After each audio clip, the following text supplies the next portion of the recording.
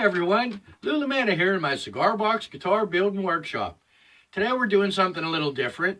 I saw someone on online posted a guitar with a really neat fingerboard, and I remembered the technique to do that. We're going to try it. I was talking to Shane Spiel about it, and he asked me to make him a video of it, so that's what we're going to try to do. Basically, I have an oak fingerboard and a walnut fingerboard that are the same thickness, very crucial. And what I'm going to do is stack them on top of each other and then make two cuts, like wiggly line cuts down there, and then I should be able to take the centerpiece of the oak and the centerpiece of the walnut and swap them, so we have walnut with an oak center and oak with a walnut center that will match. So we're going to try this. I have two fingerboards. You can see there's oak and walnut there taped together. They're the same size, and we're going to try to run them through the bandsaw and see what happens. I'm not even marking lines because I'm pretty much going to let the saw decide the pattern. I'm sure you could do a pattern if you want, but I think the critical thing is to not let your blade stop anywhere, because then that's going to leave a void when you go to put them back together. So even if you go off the edge, you kind of got to let your blade go, you know, depending on how good your bandsaw is and how sharp your blade is, I suppose. So, yeah, what do we got to lose? Let's give this a try.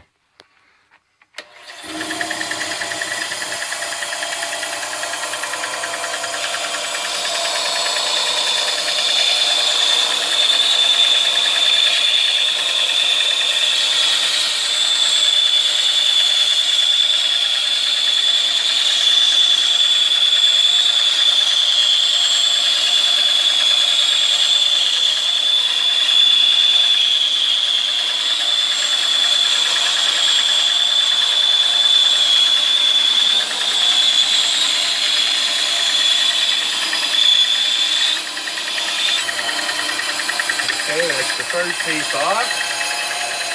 Go again.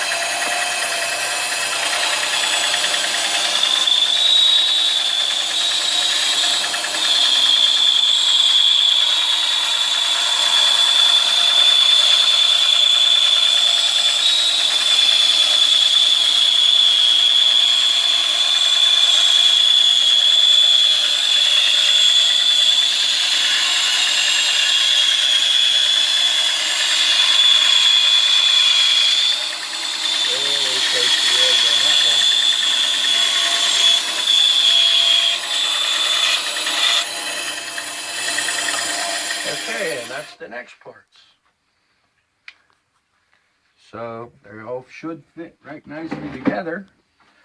Let's peel off the tape and see what happens. Oh, I'm so excited. Oh, I'm so excited.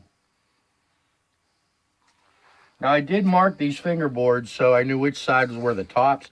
I drew pencil lines across so in case they got flipped over upside down, I would be able to tell which was which.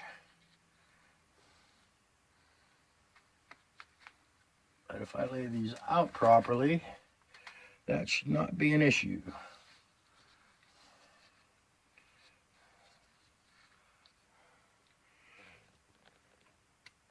And notice I didn't put tape all along the bottom side that was riding along the table of the bandsaw, because I didn't want to mess with the thickness.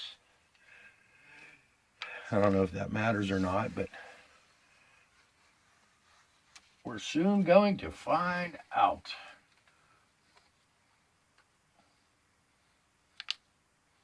I haven't really thought about how I'm going to glue these together again yet either. That ought to be critical, how you clamp them.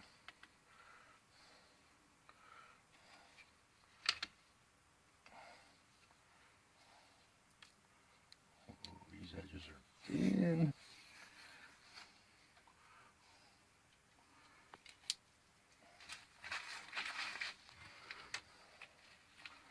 Okay, so unhand me your tape. We have this, so we should be able to simply do this, put them back together,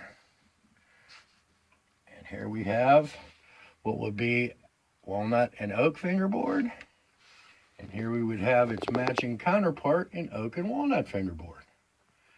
It worked pretty well. Let me glue them up, and we'll see what happens after glue up. Okay, so what I did was I glued these up. I used a little flex brush with the glue and glued them. To clamp them, I came up with this. I used the fence of my table saw and 2 cauls, and I put some wax paper underneath so it wouldn't stick to my table. Push the cauls up, and clamp them down. So let's take the clamps off and see what we got.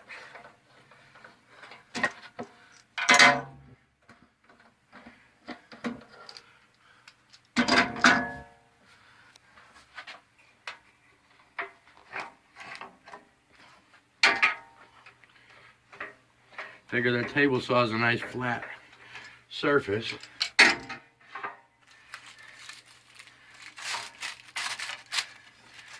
one. There's the other.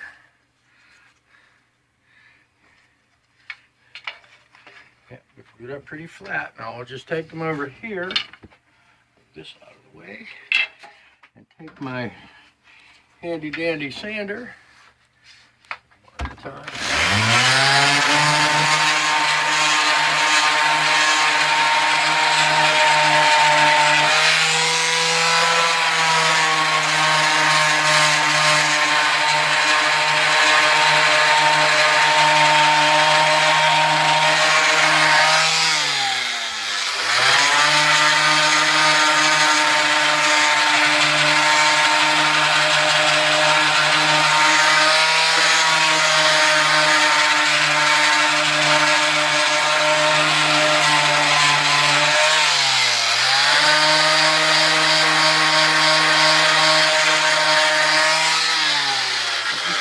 Just a quick sand to kind of get any squeeze out off.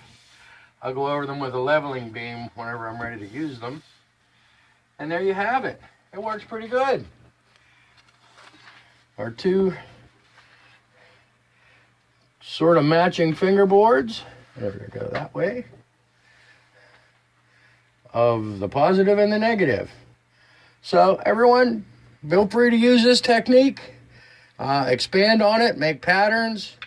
I guess the sky's the limit. You could even do this on box lids if you want to, you know, it's like marquetry. If you want to do shapes in box lids and glue them together. And it's pieces of wood inside pieces of wood without having to do inlay. All right, that's it. Thanks a lot. You guys have a good time. Make some pretty giddies. Bye-bye.